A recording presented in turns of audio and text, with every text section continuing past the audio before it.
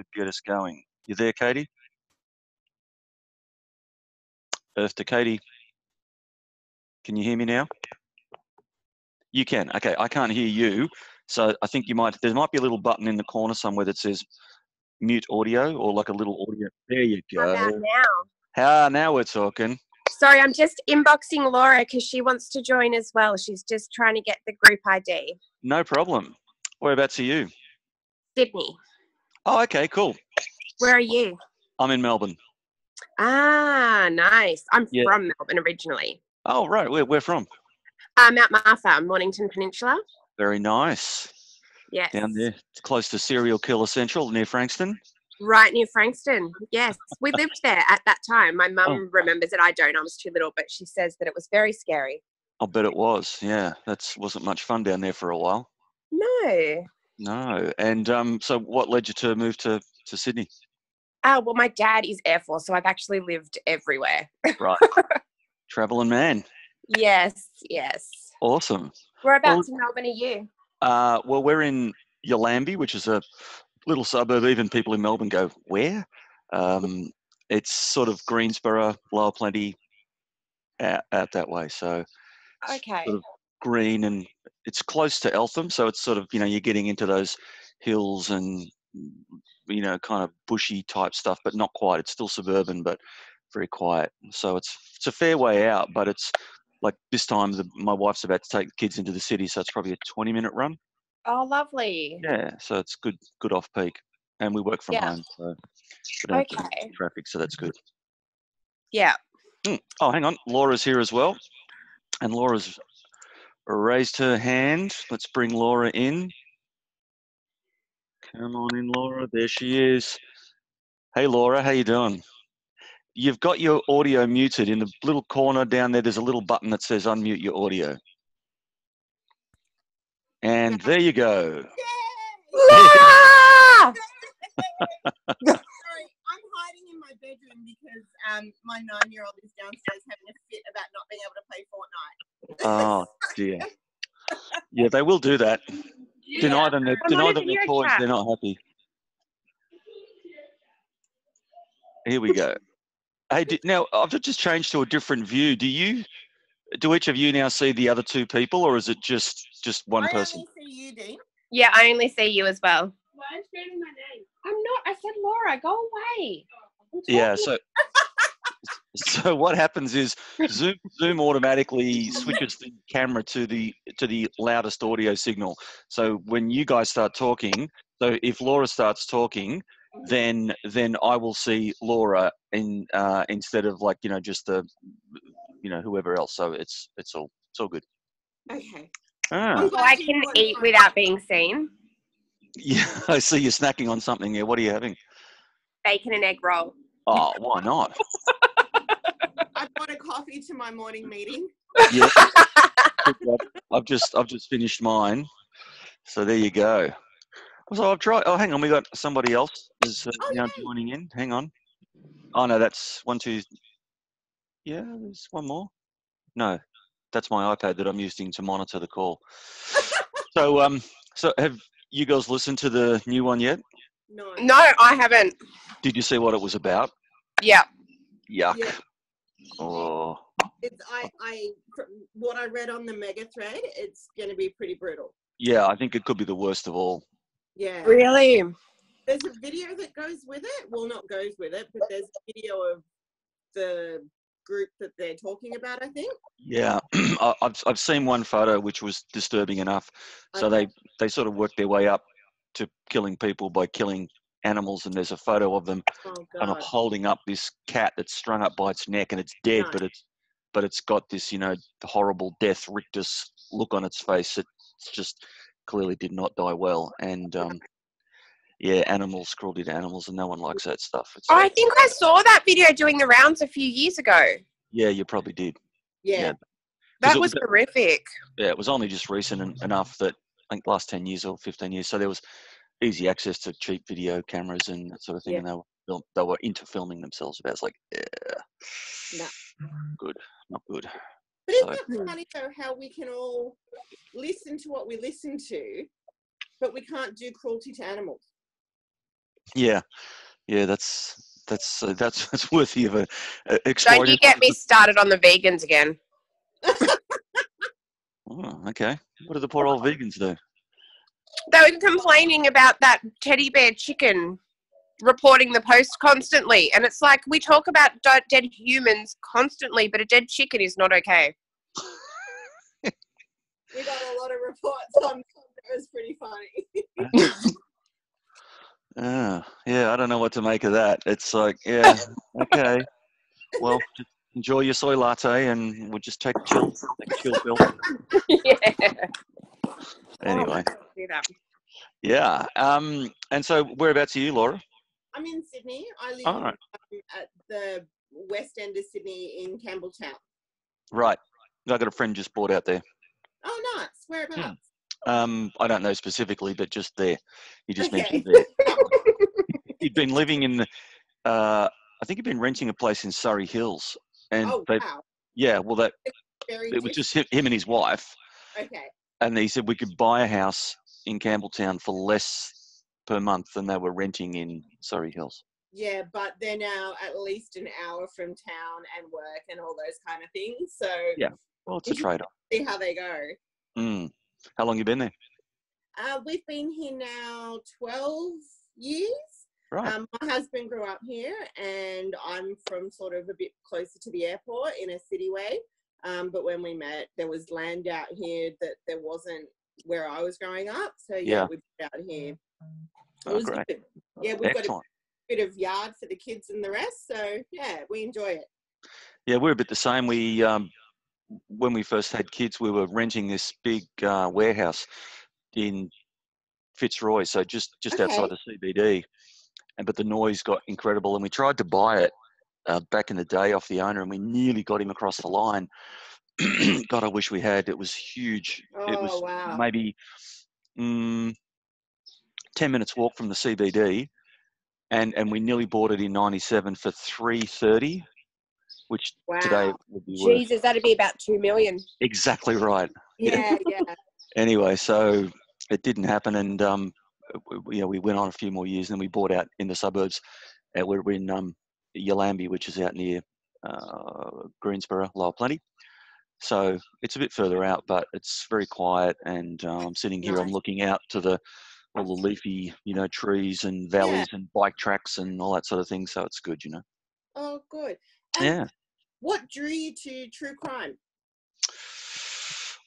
I'd always been interested in it, trying to understand why people do what they do. And so I bought, true crime books, and John Douglas's book, Manhunter, that everyone's, now everybody knows about it now because of the Mindhunter series, but Manhunter is what it was called, I'm pretty sure. Yeah.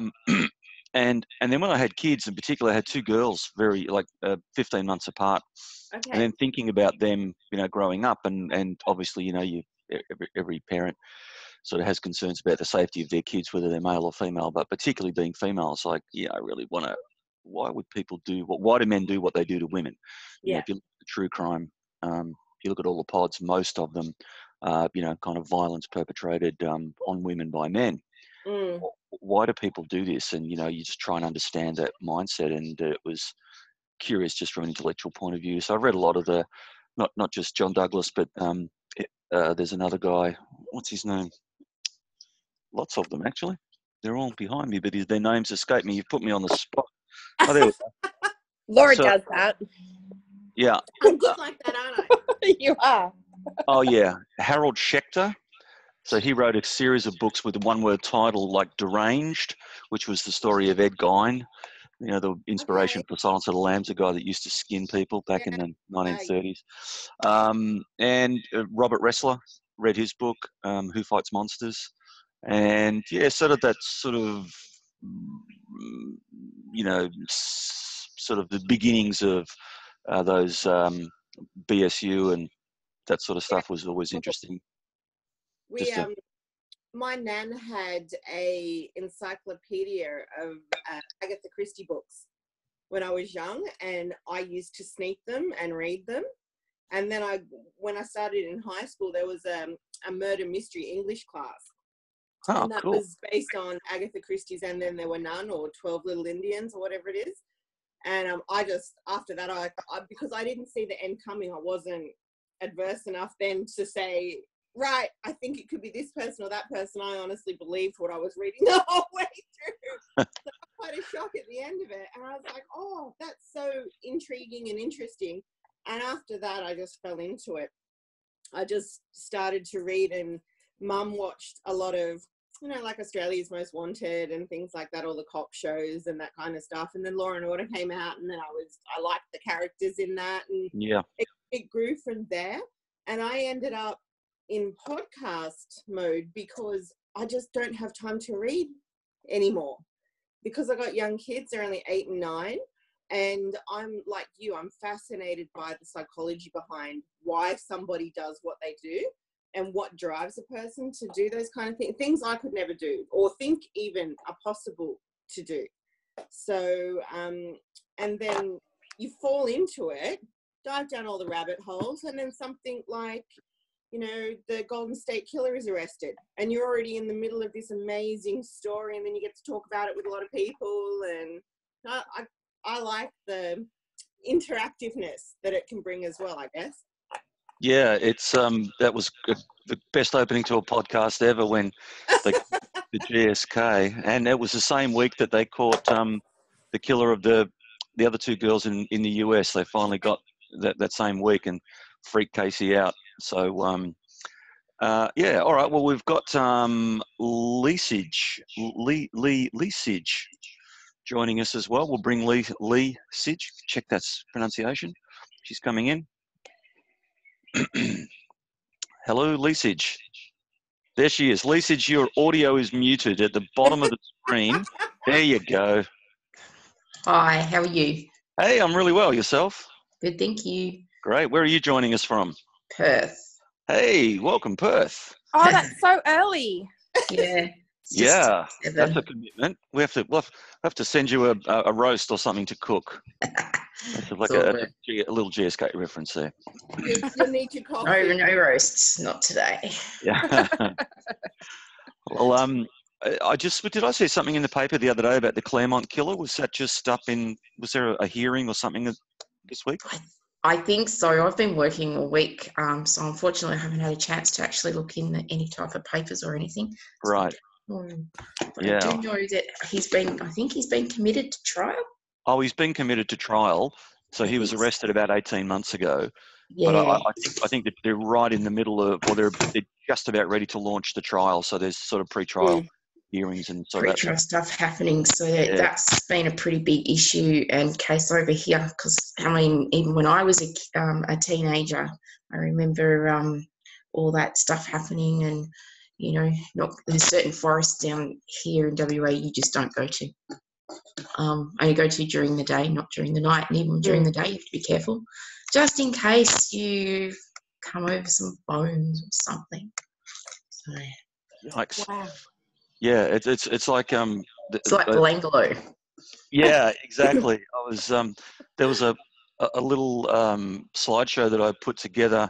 I'll just show you. There was a slide that I'll just share this with you.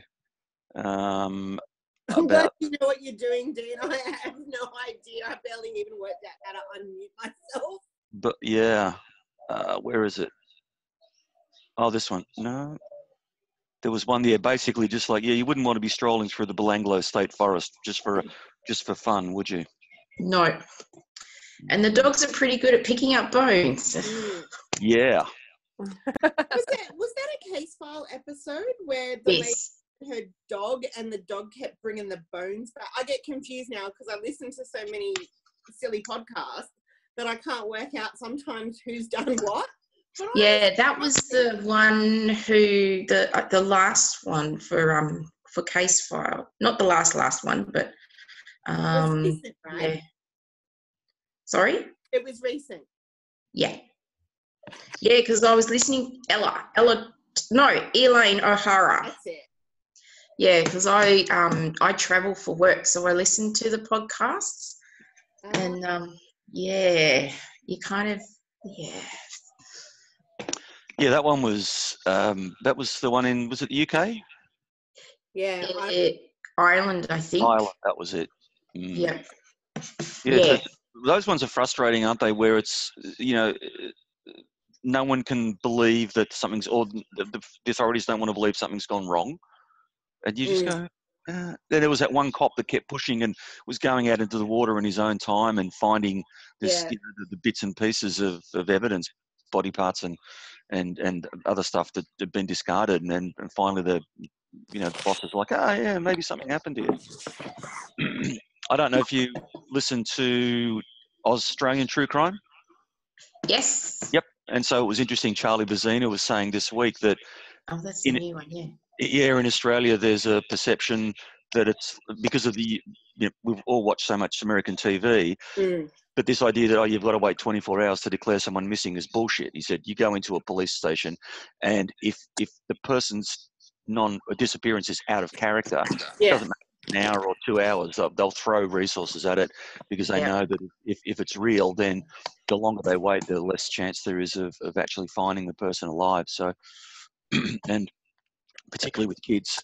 So Jim Clemente's statistics, the FBI statistics, are horrifying for kids that get abducted. So non-family, dad might take the kids away and then have them in a fight with mum. But if it's strange... I'll be back in a second. I'm going to let the dog out. But if it's stranger danger, 50% of the kids are killed in the first 4 hours and 75% after, 16 hours. So that's terrible. It's horrible. Well, because they've been kidnapped for a reason. Well, but, you've obviously got to get onto that quick smart if you want to hopefully get the kids alive. Well, I find that astounding in Teacher's Pet, that how just a whole justice there about what it took them to get reported was missing, and that there was all these people just accepting her disappearance as, husband said she'd run off with someone and that was it. Yeah, it's just staggering, isn't it, when you look at it, that nobody, and even her family, as lovely as they are, no one stomped down to the police station and pounded on the table saying, my sister is missing and this prick killed her. Yeah. They were so polite. I don't know if that's reminiscent of the 1980s and the way family relationships were then. And there was a bit more of women weren't as in a forefront role, if you like. So now I'd sort of think, like, if wife doesn't show up somewhere, people automatically start asking questions. But in the 80s, I don't think it was necessarily like that. You just sort of did what you were told, and it was a lot less like for her sister and that to sort of step in and say, well, hang on a minute, what's going on? They just didn't necessarily have the capacity to do so. Do you think it comes down to divorce being less... No one. Sorry. Yeah, sorry, go ahead, Katie. Do you think it comes down to divorce being less accepted as well back then? So, like, now you would just say, I'm leaving you, and you would leave and your family would all know where you were. But people used to run away back then because it was so taboo to not want to be in a marriage. Yeah, definitely. Yeah. But also that dynamic of the domestic... Are we talking about the Teacher's Pet, are we? Yeah. Well, that also the dynamic of the domestic violence that is happening. Think about it. For all those years, he's actually put into play that scenario where she is a helpless person. She doesn't know her own mind. She relies on him for everything because she didn't have a license. Mm. So, and she accepted that as this is what a marriage is. Mm. That's not what a marriage is, and that's not what an equal partnership is. So, and he's played it since then. So it's really strange with the domestic violence angle. Yeah. Yeah, I thought it was interesting that I'm sure he never encouraged her to have a car because that would have given her independence and that would have been loss of control. And I thought it was interesting that Joanne did get a license, and I wondered whether that was just, she was younger and didn't have that same acceptance of, I don't drive, it doesn't matter. All of her friends would have been driving, and she's like, well, I need a car. And so even though she had a car, but she was never really allowed to be anywhere except the compound, and he was pissed off when she went to, to bloody playgroup in such a psycho. So, but also that's the dynamic of grooming as well. I mean, totally. He groomed her. He groomed Joanne, that is. He groomed her. So by allowing her to have a license, that's like, I'm good, aren't I? Yeah. It's a real sociopathic type behaviour, and it's, domestic violence. Yeah, 100%. Absolutely fascinated in that group about people's inability to see that Joanne was 16 when all of that started, or that she is actually a victim. The amount of stuff that gets reported to Kim or myself in that group around Joanne and around people just blaming her, but you can't excuse her behavior. She says in one of the latest audios, I was 18 and I was in no position to be a mum to my child, let alone somebody else's child. And there's a couple of things where she says, I was in fear for my life, or this happened to me. And somebody was saying the other day, you can't excuse a 16-year-old for sleeping with a married teacher. I was like, are you serious? Really? He groomed her. Yeah. If you listen to what Joanne's saying, how he favoured her and he did this and he was a confidant and he listened and he took me away from my chaotic homeworld. Yeah, exactly. That's classic grooming. Yeah. He's, to me, as a professional, he's a pedophile. Absolutely. And it's scary just listening to what she's saying, and she's still in fear of her life. So she's still got that, he's still conditioned her. I speak to Lynette Dawson's family quite a bit because we mod that teacher's pet group. And when we initially set it up, we checked first with them and with Hedley Thomas to make sure that it wasn't sort of going to upset too many people. And they were really supportive. They were like, no, we want a place for people to come and talk. And I touch base with them periodically to make sure that, they're doing okay with all the different opinions and everything that are being read. They actually find it surprising themselves, as much as they don't like the situation of Joanne being involved in that relationship and that potentially could have led to Lynn's murder. They're not blaming of Joanne. They really get that the predator is Chris and that it's not Joanne's fault. And that's Lynn's own family saying that. They're quite accepting of the support for her and the way that the group is structured in terms of that non-victim shaming element and things like that. And they're even struggling on their own, looking for Lynette Dawson page, about people's comments where they just tear Joanne to shreds. And they're like, that's not going to help us. What we want is unity. What we want is for everyone to be on the same page and get a prosecution. But I think Joanne, in her own way too, is wanting the same. I think she's come full circle. She's realised that he's a predator. Look what he did to her. And also, if he's done that to her, what did he do to Lynette? Yeah, absolutely. And, you can't, a 16-year-old being groomed like that, I'm sorry, but you just can't be angry. You can't. She's a victim just as much as a victim as Lynette is, as her kids, as all the kids are, the 3 kids, as is everyone else that they've perpetrated against. I'm more angry at the education department. That interview with the vice principal was just. I mean, it was sad. It was disgusting, but it was also sad in that he didn't see anything wrong with what he did. It's like, well, I told him to knock it off, and what more could I do? I'm not a police officer. Just so out of touch, and just like, wow. The duty of care. And I mean, in child protection, we used to still get reports from people who graduated from school and saying, well, back in these days, this is what happened to me. And it's scary because no one listened to those kids at that point.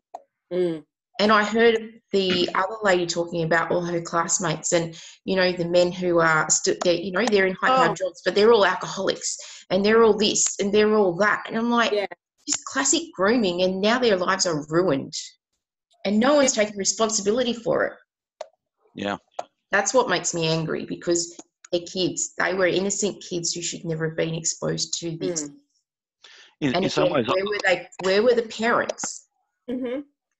yeah, well, there were some, weren't there? You know, the few that stomped up to school and said, you know, you touch my kid again, and I'll do you. He's like, oh, okay, well, I'll move on to the next one.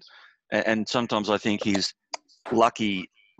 It's like he had such a deferential wife in Lynn, and then he got this other girl who was also kind of just so accepting. But of course, he didn't just stumble onto them. You know, No. he tried probably other ones who'd He gone. was a predator.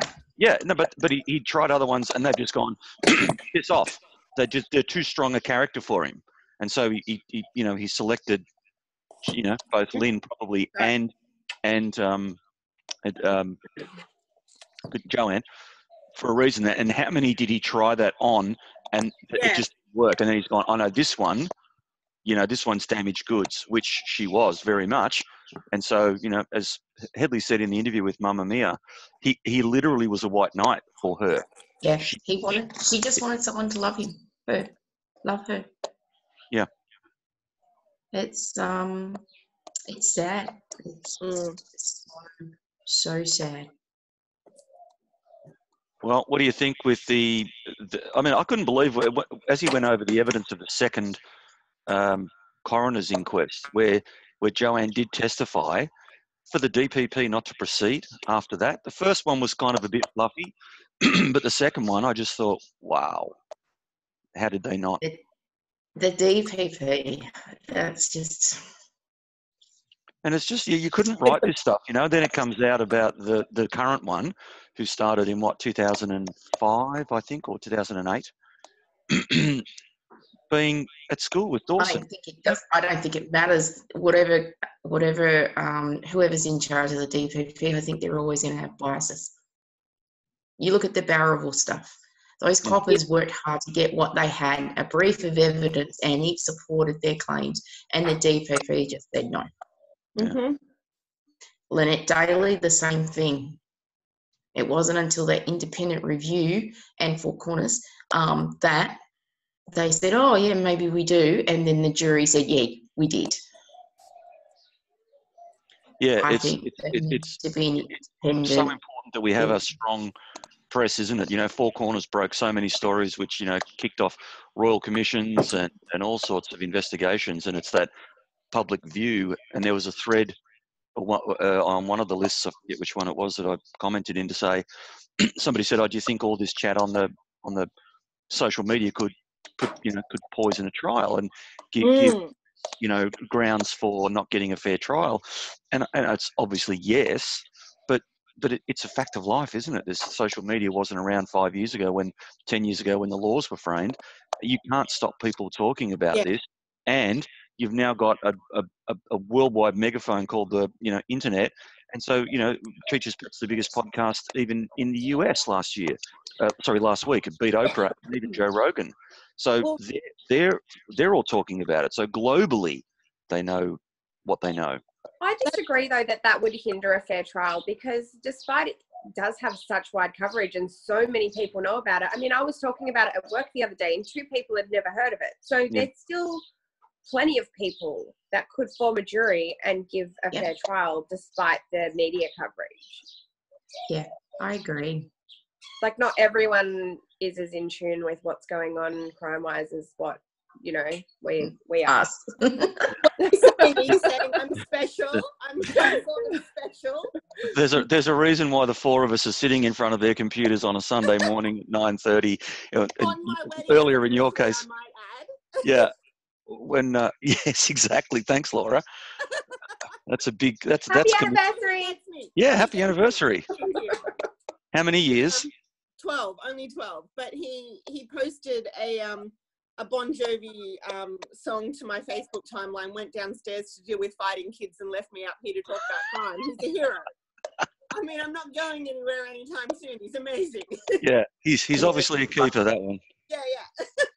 Sure, babe, no worries. Go upstairs and talk about crime. That's fine.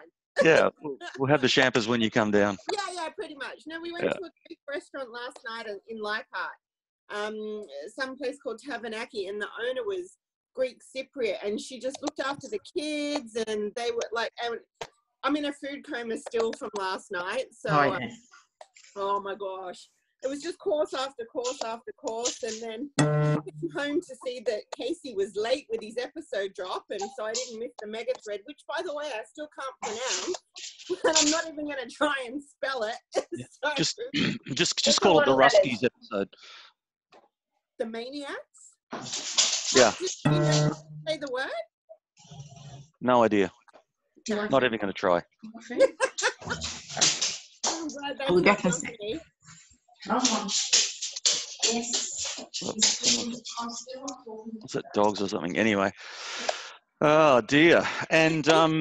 That's how Casefile group got booted out of being a Casefile group. It's because the producers, or I don't know who Kim knows on the actual team who produce everything or write it, but they were worried about defamation. And so they were like, listen, if you make the group unofficial again, you're not going to be liable for what you say, pretty much. But if you make it official, then we're going to have to school what it is and moderate what it is your theories are. So up to you which way you want to go. And I think Kim made the right choice there to say, no, we want to be able to talk freely. I barely comment in the official group because it is so heavily moderated. Like, I like being able to discuss it more freely and have my opinion without any repercussions for anybody else. Yeah, there's a different vibe, isn't there, between the two groups, and they don't talk much over there anyway. And because they're head down, ass up, writing the next episode, researching and in post production. So which we appreciate. Oh yeah. But I think a valid point last night about making sure that the writers have got appropriate support. I really liked that you said that because I think like what they leave out, you can never know, right? So they know all the intricate details, and the guy narrates it and everything. But Eileen is going to have to deep dive into all this stuff. There's no doubt she's watching the videos. Oh yeah, you have to see all those things, and I get that it's a profession, but even sometimes, do you know that must be hard. Yeah, well, you're soaking in it, aren't you? I mean, it's one thing we dip into it for, an hour on a weekend, and then we chat about it on Facebook. But she's down there reading, multiple books, multiple videos. I mean, the research for this one would have been absolutely horrific. The Russian shit. I mean, she would have known going into it, or whoever wrote it, that okay, I'm going to have to really get in the filth with this one. Yeah. And then a good shower after the end of this. But is it a bad one? Apparently, yes. Two young psychotic Russian teenager/young males who decide they like torture and start with animals and progress to murdering, killing animals. Is it the Russians who do like that? The Russians seem to just kind of carry it to a whole new level. Yeah. So the Americans start it, and the Russians just go, "We can do better." It's not a competition, guys. No, I know. Charlotte's just posted on the mega thread. After seeing the comments here, I ended up looking for and seeing a small part of the video. I wish I hadn't. I actually didn't expect that anything would come up. Why was I able to find it so easily with a simple Google search? Like, I don't know who's in charge of the Google. Why can't they take that stuff down? Yeah. Oh, no. Probably do, and more people put it back up. Yeah. People are disgusting. Like, if we've learned anything from listening to true crime podcasts, it's that people are disgusting. Yeah. There are people like us who are horrified by that and want to understand the psychology of it, and then there's the other end of the spectrum who get off on it. So, but it's so bizarre, isn't it? I mean, because Google's American owned, and then there is that American, what's the word I'm looking for, sort of that peculiar sensibility they have with sex versus violence. So you cannot show a nipple on YouTube, it'll be ripped out and taken down straight away. But you can have any kind of violence up there that's just disgusting and disgraceful and inhuman, and it's like, no, that shit's got to go. Yeah. Yeah, terrible. Oh, sorry, I've never understood that's the not funny. psychology behind people that do horrendous crimes together as well. Like, I can understand one person who's completely messed in the head going, yeah, I'm going to go kill or torture or rape or whatever. It baffles me how they convince someone else to join them. My husband just walked in and heard, gonna go and kill and torture and rape or something. Happy anniversary. This is who your wife associates with. Yeah, these are so sorry. Yeah, he's leaving now. Yeah, Katie, I think that's what makes things like the Moores murder is just so, people just incomprehensible, because not only was she agreeable to that, but she was implicit, she was into it. Yeah. And she would be the one that says, oh, we can give you a lift, little boy. Who wouldn't take a lift from a young lady like that? Whoops, too bad. She's a psycho, and so was her boyfriend. So, yeah, that's sorts of weird relationships. But I don't find it that weird. To be honest, like for two psychos to find each other and then bond, kind of makes sense. Yeah. The fact not very common, and they have to bump around for a while until they find another psycho. But when they do, they would be like, oh yeah. Well, it's like Moira Henley and the other guy. They had to find each other. It's like lots of killer pairs. Look, Catherine Burney and him. Yeah. I can't even remember his name. I think it's David, isn't it? Yeah. Yes, David Burney. Because it sounds like David. It sounds like Byrne, as in Talking Heads, but it's not. I don't think it's David Burney. Yeah. Other famous couples. It's just amazing how they all, find each other. And then, the depravity is just disgusting. Look at the Snowtown lot. Now, I thought that was one of his best, his best podcast, Snowtown. And I read somewhere where he tries not to put emotion into it, but you could tell, when he was talking about it, I'm like, yeah, you're not really, there is emotion behind this. And, he was quite angry. And, it was just, evident. Yeah, that was freezing here, so I put the little throw blanket on.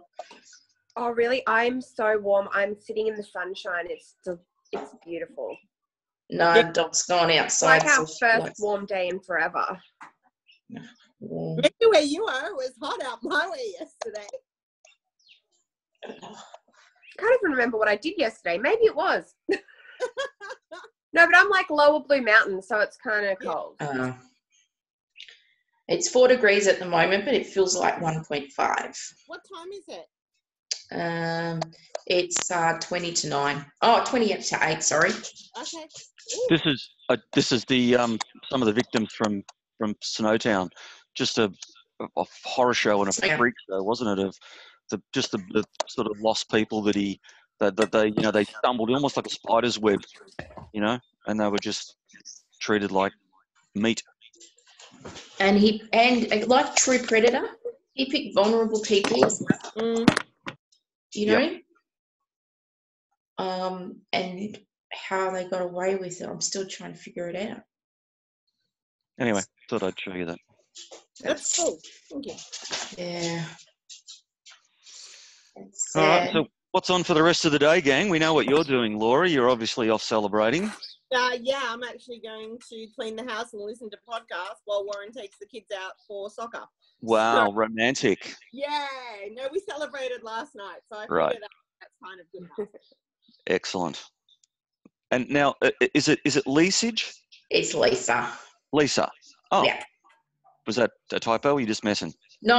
A friend of mine, I used to, back in the day of when the internet was first forming and we used to go on IRC. Yep. There were so many Lisas, and my friend just basically said, well, if you're Lisa J, how about we just call you Leasage? I mean, yeah, all right then. So it's stuck. They've been calling me that for like 15 years. So there's a story Yeah. So I just said, okay, we'll just leave it at that. So that's how he decided it was going to be spelt. So Lisa J together, spelt long ways, Leasage. So it's stuck. And what about you, Katie? What's on the cards for your Sunday? I've got one of my best friend's baby showers that I'm organising. Ooh. Oh, So no. I will have to get out of my pajamas at some point. Well, it's more of a No. guideline than a rule. Yeah. Yeah, that's so true. It could be cool. Say it's a onesie, and that'll be cool. See then. I do have a onesie. Maybe I'll change into that. There you go. I see people in onesies on planes all the time, and they have no shame. You're kidding. Yeah. I went You take the red eye from Perth to Sydney or Brisbane and Melbourne, and sure enough, there'll be about 3 or 4 with their onesies. I took the XPT from Sydney to Dubbo, and one's walking around in a cow onesie. And I'm like, I didn't see that. And then she come back again, there's the tail. I went, oh my goodness. So I'm tweeting my manager going, you're not going to believe this. Train tails. You be careful, or there'll be a corporate onesie for you to wear on those flights. No. Didn't Hamish It's bad enough watching people wear make life one? wear. It's like a suit onesie. I haven't seen Say that again, Katie. Hamish and Andy made one. It's like a tracksuit that looks like a suit. Oh, nice. Maybe we can all just get some of those better brand yoga pants that are so popular. Oh, that'll be good.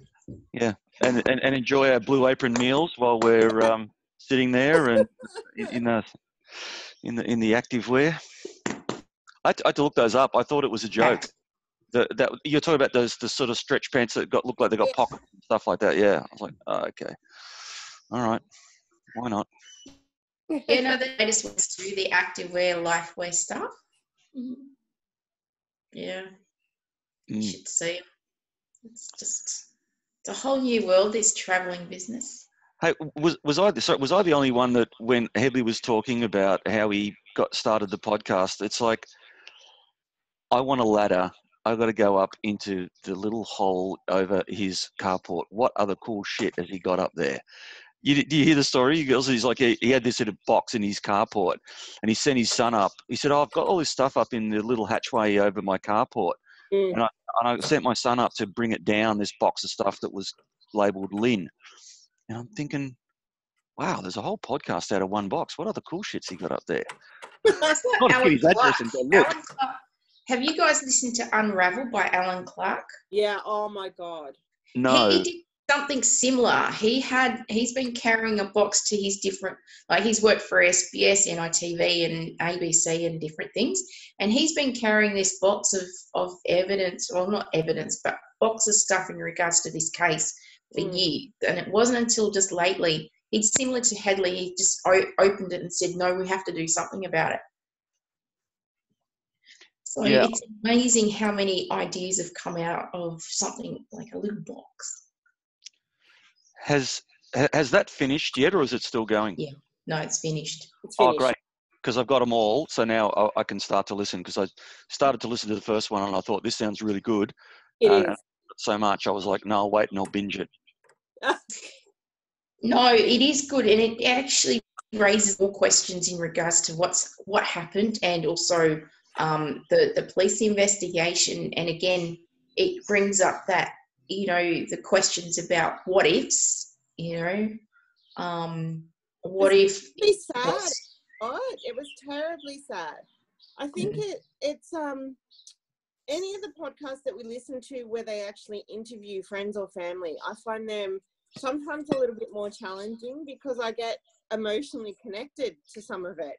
And Unraveled is one of those ones where there's a few of the main people that they continually interview or speak with where my heart just breaks for them. I just think, I would just wish they had the answers.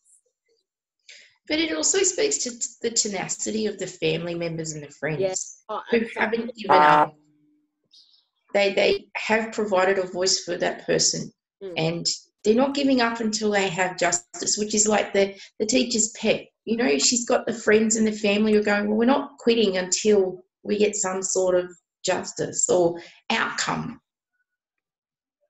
And, like with Unravel, it's the same thing. like mum and dad might have passed on, and the uncle's still there and he's still fighting, but they're not giving up. They've still got that.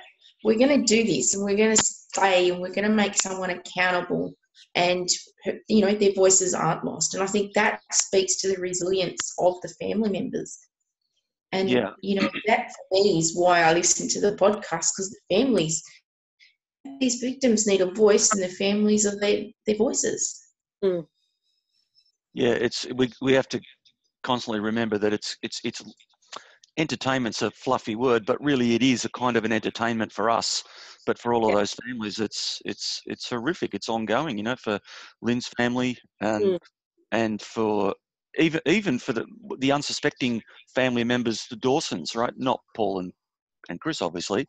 But imagine if you were, their parents may have, not his parents around, but if you're related to them, you're like, oh my God, how long? This is just bizarre.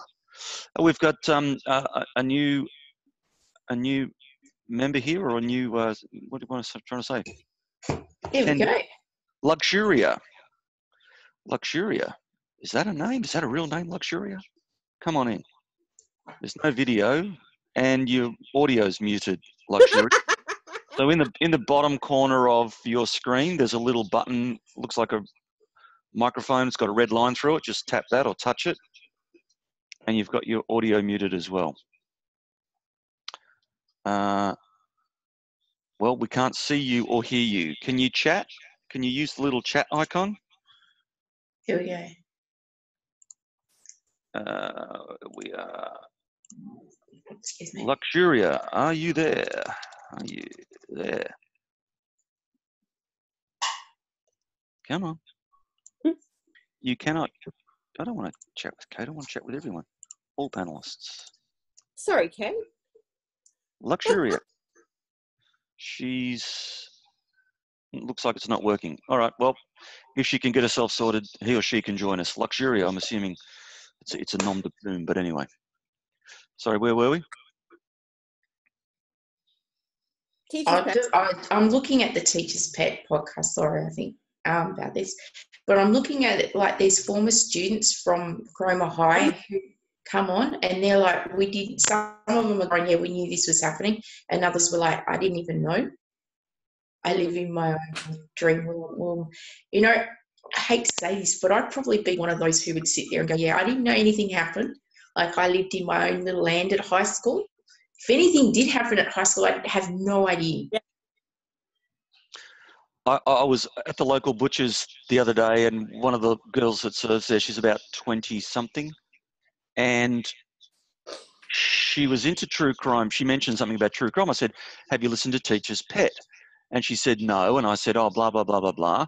And she said, I grew up on the peninsula, and apparently I went to school with one of Lynn's daughters, but didn't. Her mum said to her, oh, yeah, no, you went to school with whichever one it was, Chanel or whatever. She, oh, wow. But she didn't know at the time anything was going on, of course. No. They moved out. They moved away, but it's just a small world. It is. It is. Well, Luxury has fallen off the call, so I don't know what that was about. But at the same time, too, I think, again, the peninsula is always, as from living in Sydney, we all know it's a little, like, insular type world. It's like the Shire down there in Sutherland. Okay. So I know who was trying to get in on the call. Oh, who was it? It was Deanna Lee. Oh, right. But she says, I popped in for a few minutes, didn't know if I'd done it right the first time. I'm heading out to work, so I can't stay. All right. Yeah. Who was it? Deanna Lee. Oh. She's in Teacher's Pet and Casefile Group. So, Laura, the breakdown male to female we saw, Kim put that up for both the groups. Did you know what the country breakdown was? That'd be interesting. I think both groups are heavily sided Australian. Yep. The Casefile group has a lot more of a diverse membership, particularly with the UK and the US. But the Teacher's Pet has a very, very large Australian contingent. Yep. but I'm not sure what the actual percentages are. Yeah, I mean, I've raised this before. I find it.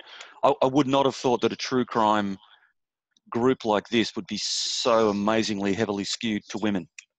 I don't know what that's about. Apparently, that's a thing, just in general. Yeah. So I don't know if it's because we like to know about the why, like the thinking aspect of it. I don't know, or maybe we're all seriously trying to hide bodies in our backyard. Would it also have a lot to do with the fact that from a very young age we're taught to be scared? Maybe. So perhaps that intrigues us more as to why we're scared and what we're scared of. Mm. Yeah, or knowledge is power, and if you and a daughter, and I do teach my forearmed. daughter to be a lot more scared than I teach my son to be. Yeah, and rightfully so, based on the numbers. Well, we're going to the US in November. I'm nearly 40, and my mum is still giving me lectures about not picking up hitchhikers or parking on the side of the road. And I'm like, Mum, I'm all right now. I'm old enough. I'm traveling with family. But no, she's still delivering the message about safety first, and you're traveling to the US, and I'm a bit worried about who you're going to meet, and it's crazy. You'd be more worried about being shot by a cop or some other, my skin color is probably going to be in my favor there, unfortunately, Dean. So Yep. That's so true.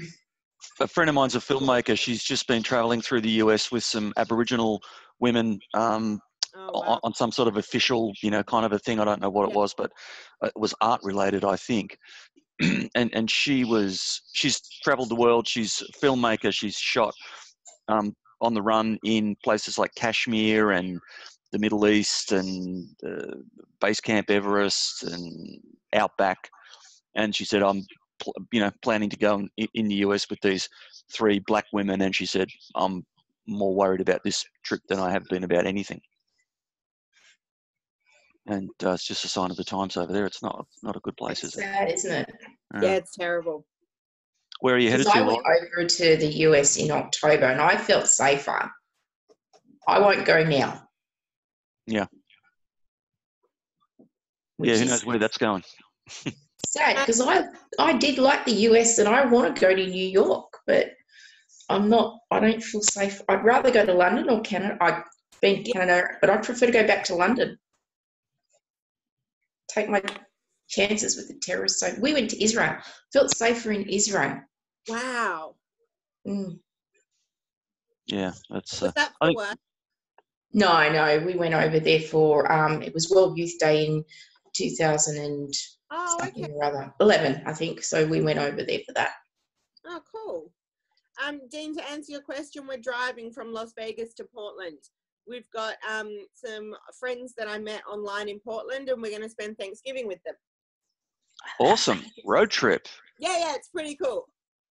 How long is that going to take? Las Vegas to? About 3 weeks. Nice. Are you seeing Kate while you're over there? I want to, but she wants to come to Vegas, but I don't think we've got enough time. So she's coming here in December. I suggested that was probably a better time to catch it. Yeah, I'm coming to that. Yes. We'll do a Sydney meetup before then. Once I work out when I'm going down to Tassie. Yeah. Yeah, we've got ours on Tuesday down here in Melbourne. We'll see who turns up. Are you going to be sitting there on your own drinking a beer, or what's the go? I could just be me in my orange prison jumpsuit sitting at the bar, just drowning my sorrows. Are you going to wear like some sort of flower on your lapel so people can recognise you, or? Yeah. I'm going to print out a JJD mask and put that on. Oh, nice. Yeah. I'm in Melbourne on the 21st. Okay, well, if you want to catch up. I'll let you know what bars I'm going to. Okay. Because that's where I'll be the whole time. All right, then. That's a great job. Yeah. How do I get one? It's not for work. Okay. No, Katie's an alcoholic in her spare time. Oh, well, we have that in common, so that's good. Yeah, good. We're all on the same page then. So what do you think the chances are of the DPP doing the right thing with Chris now? because they've already got a brief of evidence that's obviously being added to by the police. Yeah, so I spoke to Lynn's cousin Alison about that last night, and she said that they're working really hard to get something up and running with the DPP. The brief of evidence has taken quite a long time to put together, but they're not, she couldn't really say what, but what she did tell me was it's a possibility, more so now than at any other time. And that also the public momentum that's building behind it, the amount of pressure that's coming from just the podcast audience alone is really having an impact. And she said the older members of the family really struggling. So the people that would be Lynette's age, they're really struggling with all the media and the podcast in general. But the younger members of the family like her are really engrossed in it. They're really involved, and they're hopeful, based on their conversations with the police officers that are involved, that this time there will be the brief of evidence is going to lead to some level of prosecution. Yeah, you'd hope so. Yeah. I'm sorry, but I've heard all that before, and it'll be surprising whether it does, and if it does, it's good. Yeah. But it's sad because, you know, it is. Can you imagine living at that property at Bayview? So those current owners, just out of nowhere, just unbelievable what they'd be going through. But see, think about it. Back in the day, they never had to declare whether or not houses were crime scenes or potential crime scenes. Yeah. Now they do. The real estate agents, when you sell a property, they have to. By the way, family was murdered here. That was Lynn family? Was that the Lynn family one? Or yeah? Yes. Yeah. Yeah. Dean, do you know that story? Which one? Just remind me. Lynn family murders. So was it Lynn family? The son came in, murdered the whole family? Oh, no, that was Seth Gonzalez. Gonzalez, it was that one. They murdered the whole family, and then when they went, so he was charged, convicted, they went to sell the property, and it was Asian area that they were selling it in, primarily like a cultural demographic that they were selling to. LJ Hooker didn't disclose what had happened in the house. They just listed it as a deceased estate, but didn't actually provide the details of it. Chinese family bought it, found out what had gone on in the house, and then sued the real estate agent for not giving full disclosure. It ended up being like changing in laws and stuff like that, where if it had been something so significant like that, you weren't able to just say it's a deceased estate. Yeah. Well, I'm absolutely shocked to hear that a real estate agent would be so deceptive and not live up to their code. That's staggering. Yeah, it staggering. wasn't received well. Everyone here in Sydney just sort of blew their stack over it, and it was brutal. Because I don't know, me personally, if it was a deceased estate, and I'm talking like old lady in her 80s, heart attack, I could probably do that, purchase a house with that. But if it was something like family mass murder by one of the other members of the family, I'm not sure I could live in that house. No. No. I think I'd buy it for the land and demolish the house. Yeah. Get a smoking ceremony to go through it, cleanse the spirits, and then put a new house there. Yeah. But that's just me. But no. And, you know, I think that from memory, the real estate agent said that by disclosing stuff like this, it impacts on the value of the property. Well, it should. But at the same time, it's like, yeah, it will. But you know what? You still need to let people know that they're in a murder scene. Someone died in that bedroom. Yeah. There's a house in Ingleburn where my husband grew up where the daughter was mentally ill. She murdered her mum. The dad was already deceased, natural causes, and she hid her under the deck out the back. And they found her and prosecuted her, and then it was the same sort of thing. New owners came in and they leveled the place, and then they rebuilt on top of the land because they just could, like, I don't know. I think a lot of people would struggle. Yeah. Yeah, well, even the house across the road from us, I'm facing it at the moment. There's a old couple that lived in there, and the old guy had to go into a nursing home, And then about a month later, she had a massive heart attack and fell down between the bed and the wall. And she was found about 2 days later by the family who they hadn't heard from. And so the place got bought by a young couple, and I've never told them because I don't know whether they know or not, but if there's only one master bedroom there, so they'd be in it. Do they really need to know that in that master bedroom, there was a dead body just there? That's a bit of a buzzkill in the master bedroom. I think they can find out from someone else. I don't need to tell them. No, definitely not.